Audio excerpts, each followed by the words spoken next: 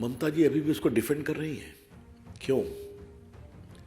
अब मैं जरा रिकाउंट करूं कि आपने हमारे शिवेंदु जी को जाने नहीं दिया तो हाई कोर्ट के आदेश पर गए, तो महिलाएं कितना रो रो कर अपनी बात बता रही हैं। क्या छुपाना चाहती है ममता जी, और क्यों छुपाना चाहती है ममता जी?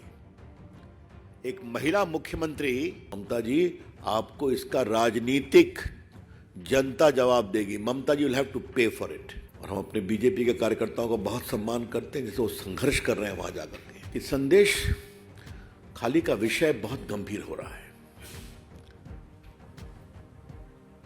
माननीय कलकत्ता हाईकोर्ट ने क्या टिप्पणी की है आपके सामने में। How can one man Shahjahan Sheikh can take the entire state to ransom? ये आपने सुना है? उसको गिरफ्तार क्यों नहीं किया जा रहा है? और ये भी टिप्पणी है कि उसके यहाँ पुलिस ईडी रेड करने गई थी, उसी के बाद ये समस्या शुरू हुई। लेकिन उसके बाद जो सारी जानकारी सामने आ रही है, ये किसी भी सभ्य समाज के लिए शर्मनाक ही नहीं, निकृष्टता की पराकाष्ठा है।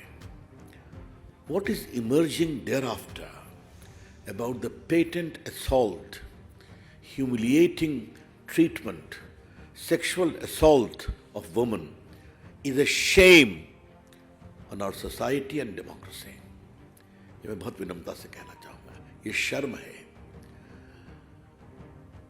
ममता जी अभी भी उसको डिफेंड कर रही हैं। क्यों? अब मैं जरा रिकाउंट करूं कि आपने हमारे शिवेंदु जी को जाने नहीं दिया तो हाई कोर्ट के आदेश पर गए, तो महिलाएं कितना रो रो कर अपनी बात बता रही हैं। बहुत से दिल्ली के पत्रकार, महिला पत्रकार गई, उन्होंने उनको कन्फर्म किया।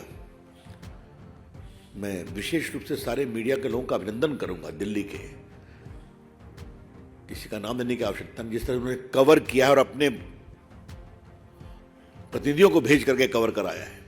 वो सबों ने एक ही बात कही है। एक पत्रकार को गिरफ्तार भी कर लिया गया। ये क्यों है? क्या छुपाना चाहती है ममता जी, और क्यों छुपाना चाहती है ममता जी?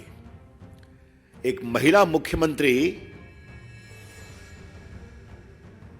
अपनी साख, पॉलिटिकल साख बचाने के लिए महिलाओं की इज्जत को दांव पर लगा रही है। क्यों? उनका जमीर कहां मर गया है?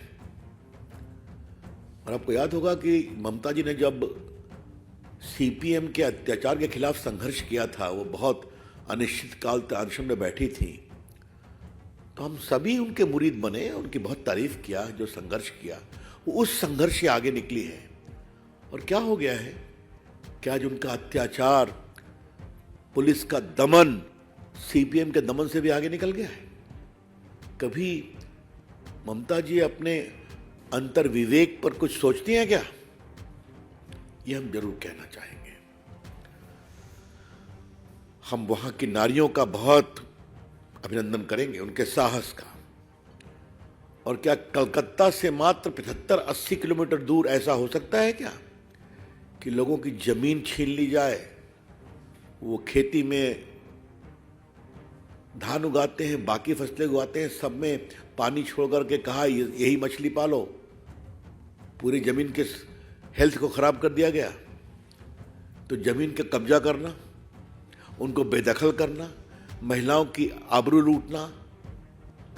और मुझे सबसे तो तारीफ ने आश्चर्य हुआ है कि जो एसआईटी जा रही है, ममता जी ने बनाया, वो क्या सवाल पूछ रही है। आज कई अखबारों ने लिखा है उस पर। मतलब सुप्रीम कोर्ट के गाइडलाइन बहुत सख्त हैं। In case of sexual assault and abuse of women's person, पूछताछ एक नॉर्म से होनी चाहिए। और एसआईटी पब्लिक में जाकर के एक ही सवाल पूछ रही है बार बार, क्या हुआ, कब हुआ, कैसे हुआ। मतलब वो सवाल कर रही हैं कि उनको और बेइज्जत कर रही हैं ताकि उनका मनोबल टूटे। तो भारतीय जनता पार्टी अपने राष्ट्रीय मंच से इसकी बहुत भर्त्सना करती है। और ममता जी आपको इसका जवाब देना पड़ेगा।